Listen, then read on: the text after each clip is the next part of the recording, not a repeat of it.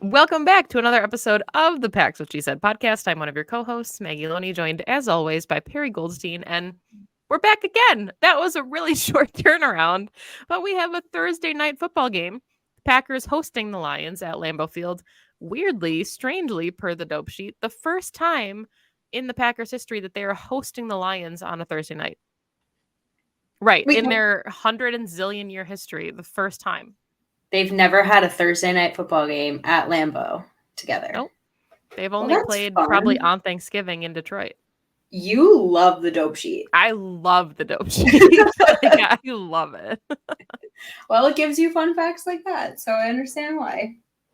Yeah, and I mean, it's coincidentally, again, they're playing on Thursday when they play on Thanksgiving later on in the season, week 12. And that is only the second time in NFL history that two teams will have played two games on a Thursday night in the same season. That is a very fun fact, Maggie. You're full of them. Mom jokes. Yeah, so let's talk about it because this is going to be, honestly, a really, really good game. It is. This is for sure the toughest team the Packers are facing yet this season. I think I can say that pretty confidently, and no one is going to judge me. The Lions and the Packers are tied atop the NFC North right now, so whoever wins this game is going to be in first place. Packers have home field advantage, but it's a tough matchup. The Lions are looking like a gritty team. They showed the Packers kind of who they are at the end of last year, and Packers have not beat the Lions in 3 straight matchups. So if they lose this game, they'll be 0-4 against the Lions, which is such a turn of events for Lions fans. That must be great. But I think there's a lot to dive into on both sides of the ball on this team. But I think the thing that stands out the most, and I think the thing we need to start with, is both these teams are pretty banged up. For the Lions, unfortunately, is like their entire offensive line is questionable, which is problematic given what we saw the Packers do against the Saints on Sunday and in their pass rush. But obviously, we know that the Packers also have a laundry list of players who are hurt. So we're recording this a little early, naturally, because the game is early. So we're not going to have a full idea of who's going to be a go for the Packers, but their injury report is still Jair Alexander, who was a limited participant in Tuesday's practice, David Bakhtiari, who did not participate, Zane Anderson, who did not participate, Devondre Campbell, linebacker, did not participate, Rashawn Gary, limited. I'm sure he'll play on a snap count again. Elton Jenkins, we know, did not participate with his knee. Aaron Jones, hamstring, limited. Rumblings that he is going to play on Thursday. Matt LaFleur tried to temper expectations a little bit when he was at the podium, but the players seem pretty confident. Zach Tom, limited participant. I think that's going to be something to monitor for the remainder of the week as well, but feeling a little bit better that he practiced, that he'll go on Thursday. Carrington Valentine, also a limited participant in practice. He had a biceps injury. He left the Saints game early. And then Christian Watson, who was, again, a limited participant, also said that he planned to play on Thursday. Matt LaFleur also had to say he needs to pass medical clearance first. So the players are very high on themselves playing. Matt LaFleur is trying to take everybody back down to earth. So all in all, we still have no idea who's playing on Thursday. Sounds right. Sounds natural at this point. Oh, boy. So I think so much of this is going to be caveated by who the Packers have and who the Lions have. Like I said, their entire offensive line is on the injury report right now. Their tackle, Matt Nelson, did not participate. Their guard, I'm not even going to pronounce his first name, Vaitai, did not participate. So those are pretty legit players. Everyone else is limited. They might get David Montgomery back. They might not. They might get Kirby Joseph back. They might not. So again, just a lot of question marks, which I also wonder, how do you fully plan for the team, your opponent, to be at full strength, and you just game plan for that? And then if they're not, they're not, what that looks like. So just so much up in the air, and it's really early in the season for all these injuries. Yeah, I mean, I think part of it too is you saw what the Packers are trying to do, right? They targeted Taylor because he was coming in and he ended up playing really, really well, a really promising player, I think, for the Saints. So I think you game plan the way you game plan, and whoever's on the other side of the field is on the other side of the field. But yeah, really banged up. And there's certain caveats here, like you said already. If Jair plays, then maybe you have Valentine taking a little bit of a breather because you have Corey Ballantyne in the wings who has depth there. But sounds good. If you ask guys like Romeo Dobbs, what they think or who's playing. Sounds like Aaron Jones and Christian Watson are both very close to playing against the Saints. So possibly the Packers held them out to kind of give them a couple extra days for Thursday, because I hate saying this because every game you want to try to win, but the division games matter probably the most. You have to go 6-0 in your division if you can help it. So especially at home, you at least need to go 3-3, and you need to win at home. So yeah. And this Lions defense, yes. And I guess we want to start here. Like, this Lions defense is no joke. They do have a few guys that they're missing. Like I said earlier, Kirby Joseph is questionable. He might not play. He's their starting safety. They already lost CJ Gardner-Johnson. He's on IR right now, which is just such a blow. Like, good for the Packers, but such a blow to this Lions team. Emmanuel Mosley, their cornerback, also questionable. So, this is a banged up team, but they're very good. I think Brian Branch is going to be a star. He looked amazing. He's looked amazing. He pick-sixed Patrick Mahomes in his very first NFL career start. So let's just put that out there. They have Aiden Hutchinson, who is, we all know what an amazing player he is, and probably ascending, and they're looking again for that kind of second year jump from him. So there's going to be a lot of guys to scheme around.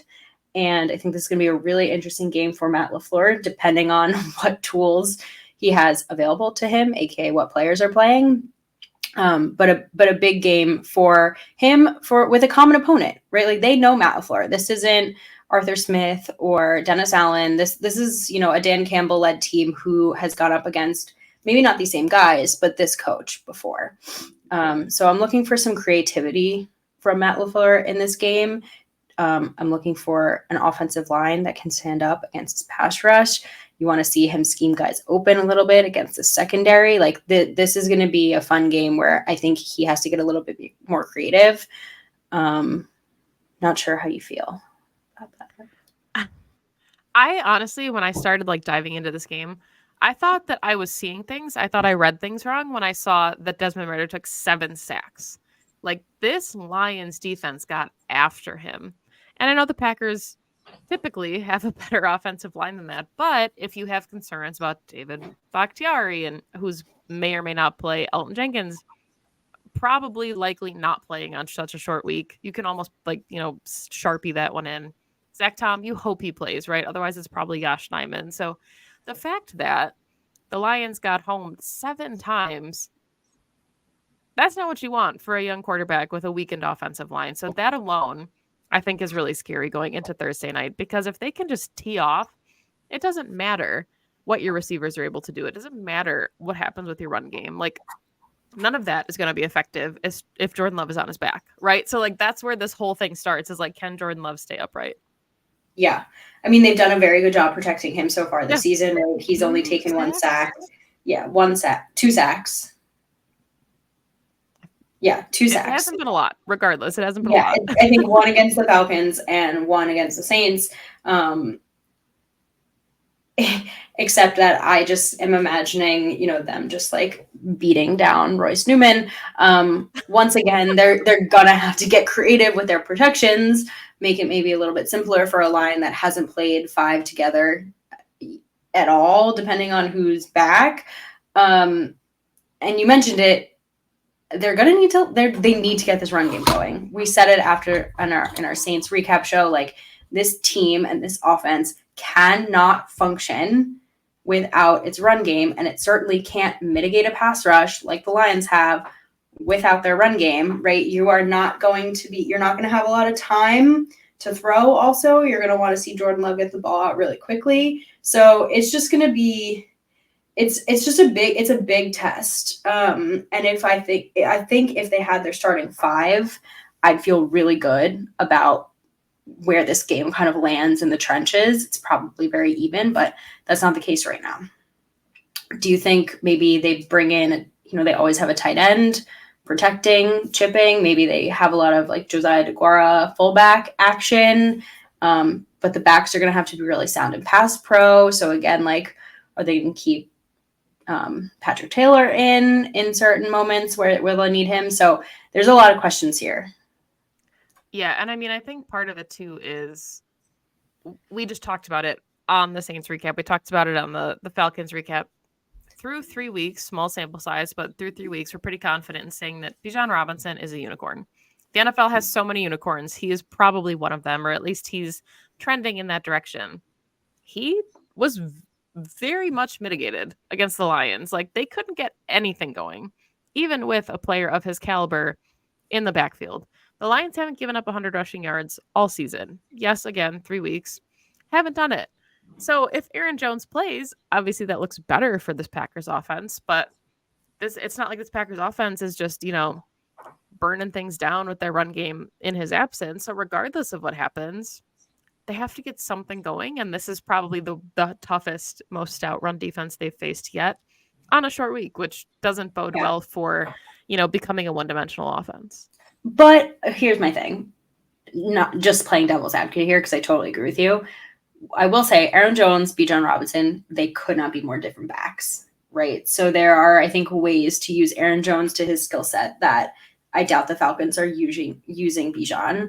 And second is, and I don't know where he's at with his injury, but he hasn't played, right? So he's like fairly fresh if he comes in and plays in this game. So I think if there is a back that can do it, it's an Aaron Jones, right? He's shifty. He's going to make people miss tackles. It's all about, to me, can those holes open up for him or not? And I mean, I think the caveat here too, right, is like the Packers haven't rushed for 100 yards yet this season, but they've been close. 92 yards against the Bears, 95 yards against the Saints. And some of those have come in like really big Jordan Love chunks, which is also part of it. Like Aaron Jones, I think, is going to get some work on Thursday if he plays. Like he's going to be making up for lost time. But a lot of that will probably be in the receiving game where he's mismatched. Especially, we know the Lions have a young inside linebacking core. Alex Anzalone is there, of course, but they just drafted someone in the first round. They just drafted someone in the first round at inside linebacker. So obviously some mismatches I think that you can capitalize on if you're the Packers offense. So they just have to get creative because these Lions are thumpers. And I think that's kind of the identity of the Dan Campbell defense is that, right? Like his whole thing was bite your kneecaps. Like that is this Lions defense. Yeah. It's like knock them off their spot. Don't let them like fly around and just like hit you in the backfield. Yeah, I mean, in watching the Saints game, something that also stuck out to me was how much spread Matt LaFleur was calling. Yep. It was so much spread out wide, one guy in the backfield. There were a few where like Josiah DeGuara was lead blocking, but like then they didn't even run behind him. And, so much of what Matt LaFleur did amazingly in 2020 when the Packers are the best offense in the league. And this has nothing to do with the quarterback, right? This is purely formation. Like, so many 2 tight end sets, right? So many 22 personnel, 21 personnel, 12 personnel, 13 personnel, like really mixing it up and kind of keeping defenses guessing, but also tons of motion, stack, bunch formations, right? Those kind of like creative looks that aren't just like 3 wide receivers spread out wide. And I feel like that's the formula against a very good Lions defense is just like, find ways, like you said, to mismatch, but also find ways to rattle this team. Don't show them what they've been seeing the last 3 weeks that they've been scouting, do things a little bit differently and kind of get them to move around in the way that is advantageous for you.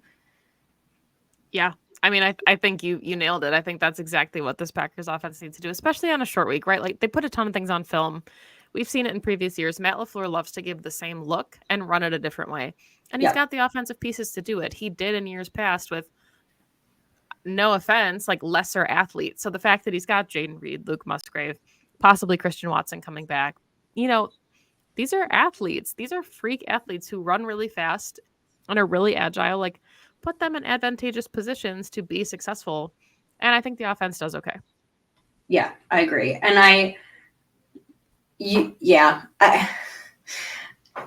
I just like I hesitate to think about what this offense looks like at full strength because we haven't seen it yet. It's going to be amazing. Right. But I do really think so much about not just Jaden Reed, but Christian Watson's speed and like the ability to kind of stretch this Lions defense in a way that they haven't been able to. Now, obviously, we've seen Jaden Reed's speed, but like him and Christian Watson on the field at the same time. And then, more Luke Musgrave. Luke Musgrave had the most targets in the passing game against the Saints than any other receiver. He had 6 catches.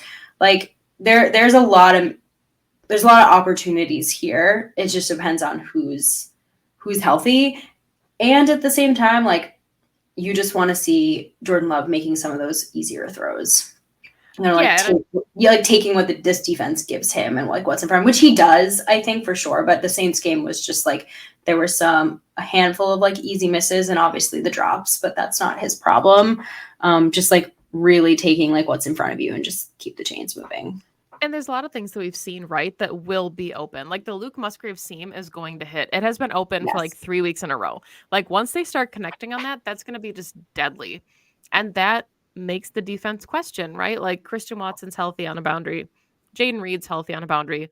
Luke Musgrave is going to be in the slot. Like, what do you do, right? You have 3 guys that are running a 4-3. Where do you shadow, your safety? Like, where do you kind of shade your coverage? Like, these are all things that Matt LaFleur will get to game plan for when he has a full arsenal at his disposal, which we haven't seen yet. So I think that's really exciting too, because the Lions have a really good defense, but this offense also has not been at full strength yet through 3 weeks. So that makes it exciting too, if they do get to be full go. A better way to do it than at Lambeau Field under the lights against a divisional opponent. Oh, 100%. Okay, let's flip to the Lions offense. Because I think there are some pretty clear ways for this Packers defense to win against them. One of which is getting to Jared Goff always and forever. Jared Goff is pressured. He is not very good. And if you give Jared Goff time, he is going to pick you apart. But the good news is, like we mentioned, that this offensive line is super banged up and this Packers pass rush looks fantastic through 3 weeks. Not just in sacks, but pressures, QB hits, just all of it looking really, really phenomenal. So that's my key here. Like, let Rashawn Gary tee off against whatever backup tackle is in and let Kenny Clark get that pressure up the middle and let the rest of that line like do what it does well. And I think the Packers have a really good chance of stopping this offense. Yeah, I mean, I think part of it too, you mentioned it a little bit already, is the turnovers. The Lions offense has given up 5 turnovers through 3 weeks. The Packers 1 turnover on offense, and it was the Jordan Love almost arm punt against the Saints. Like it definitely didn't feel like too much of a risk in that moment. So the Lions are not protecting the football incredibly well. They're -3 in turnover differential right now, which is 24th in the league. So I will say I kind of expected with this Packers secondary, and it's been 3 weeks, right? Like they can pick things up. I thought interceptions were going to come like spotted cows in a garage fridge. Like I thought that we were just going to see them everywhere and it was just going to be ample. But so far, it hasn't really happened. So Jared Goff is a guy, he's protected the football really well. He almost broke Aaron Rodgers' streak for most consecutive passing attempts without an interception. So he's playing good football. He's looked pretty good in his last couple seasons with the Lions. But yeah, the defense has to break up some passes and force some errant throws here. Keyword almost. Yeah, I mean, this is something that you and I talked about when we were at the Saints game, right? Is like the defense, while they did a great job, obviously, against the Saints. Like Chris Olave still had over 100 yards on them. They're letting a lot of that, like, and this is a very Joe Barry thing, like kind of contain, keep away, let them take the underneath stuff, whatever. It's bend, don't break again. But like it's Mike Pettin 2.0. Yeah, but my problem with this Lions offense is if you can't do that against Amon-Ra St. Brown. Right. Like that is where he shines. He will get yak on you like nobody's business if you give him the opportunity to get the ball and get around you. Like he will break a tackle, he will break your ankle, and then all of a sudden he's gone for 70 yards. Like this is an incredibly talented player who I think is going to be a real problem.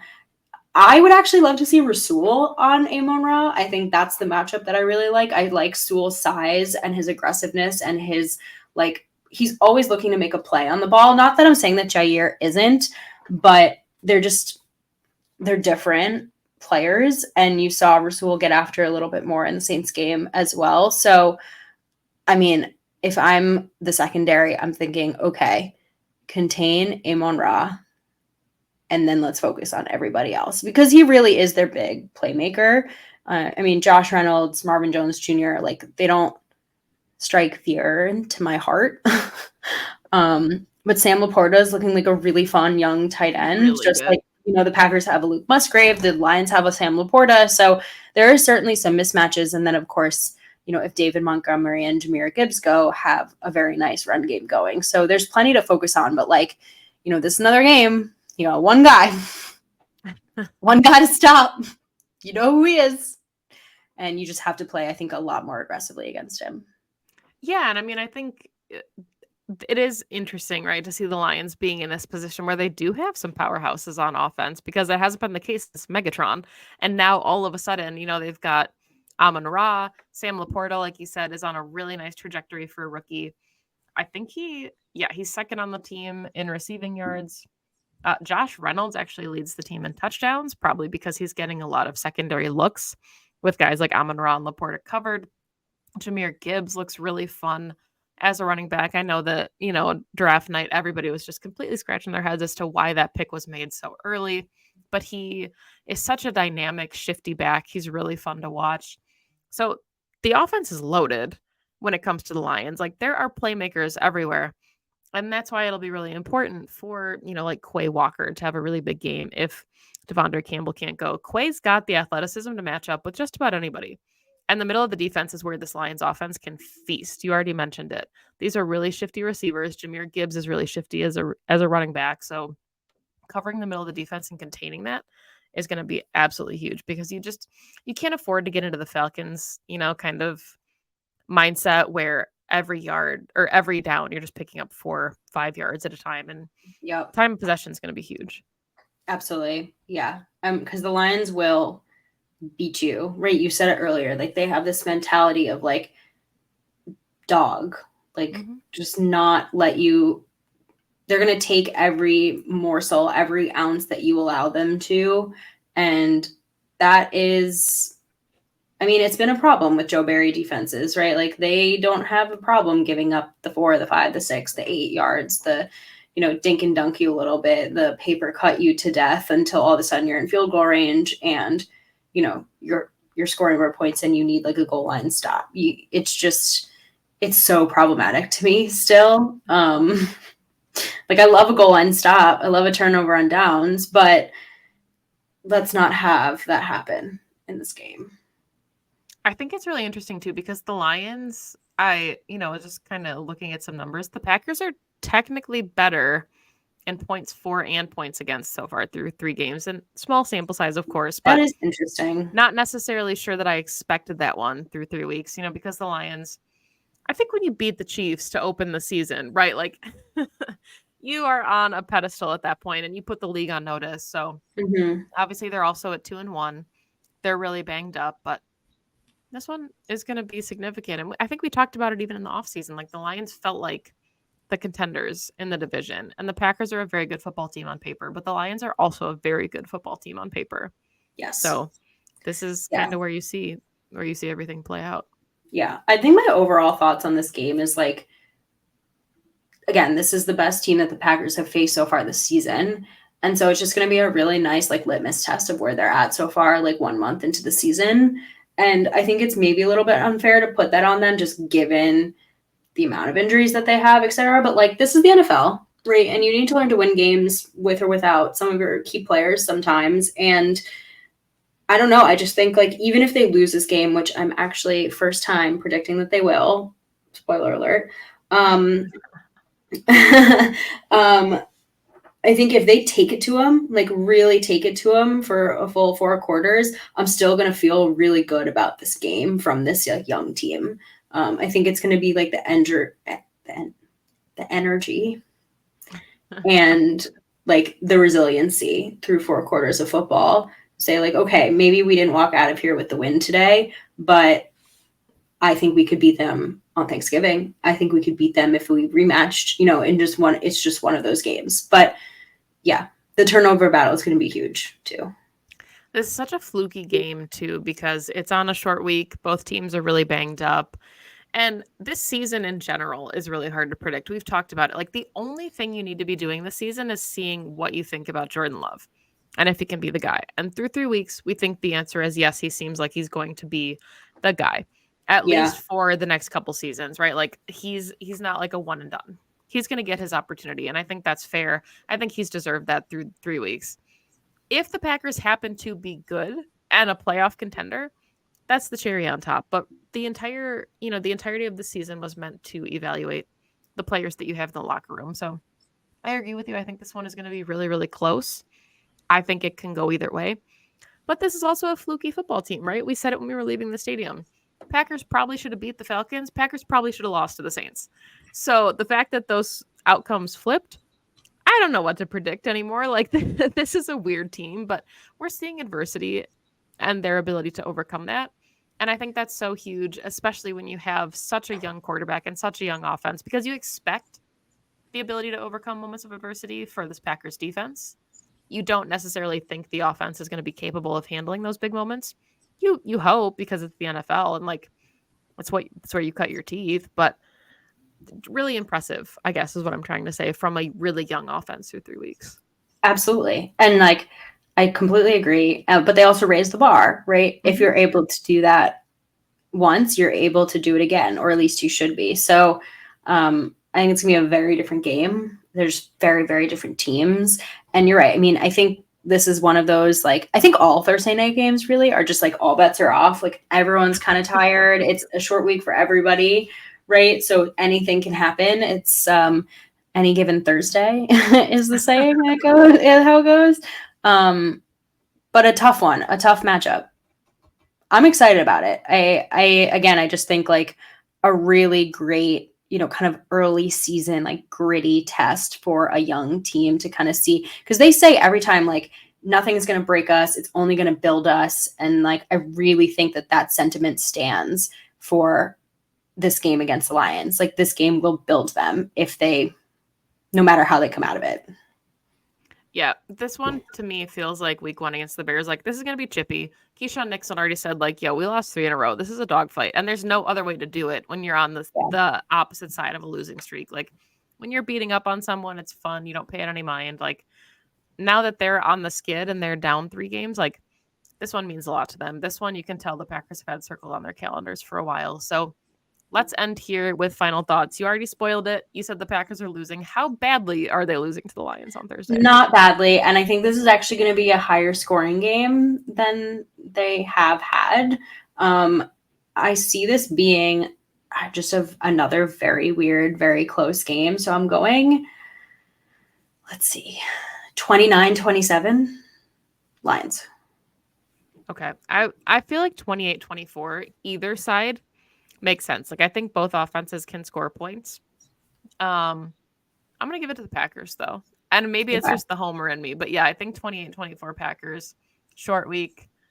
Jair's coming back. Christian Watson's coming back. Aaron Jones is coming back. Like, it feels like the momentum is in their favor. But Dan Campbell has come into Lambeau and beat the Packers. So wouldn't obviously surprise me if that was the outcome. But any other final thoughts before we wrap this thing up?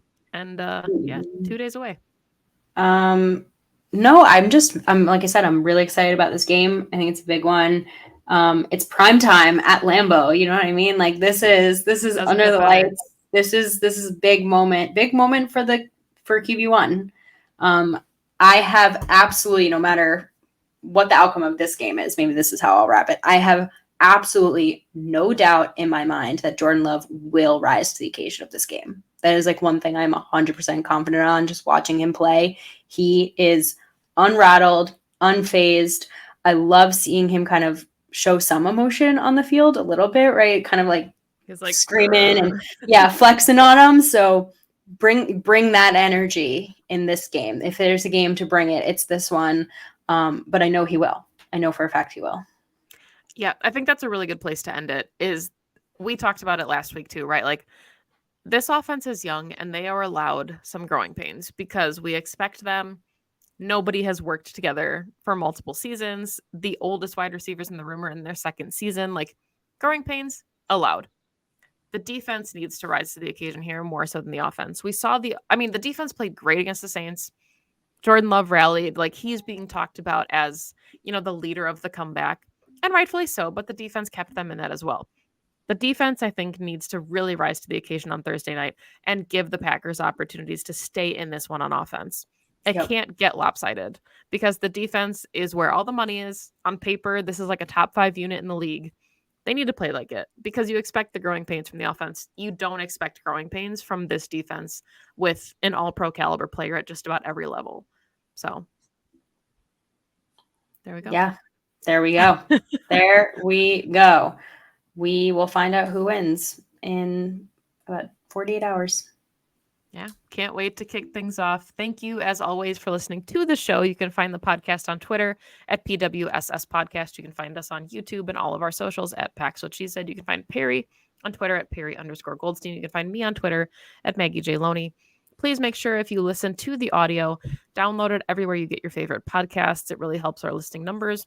And of course, you can also subscribe to us on YouTube. You get early access to all the shows before they pop up on your podcasting platform. So see you Thursday night. Hopefully another Packers win at Lambeau Field under the bright lights. But that is all the time that we have for today's show. As always, go Pack Go. Go Pack Go.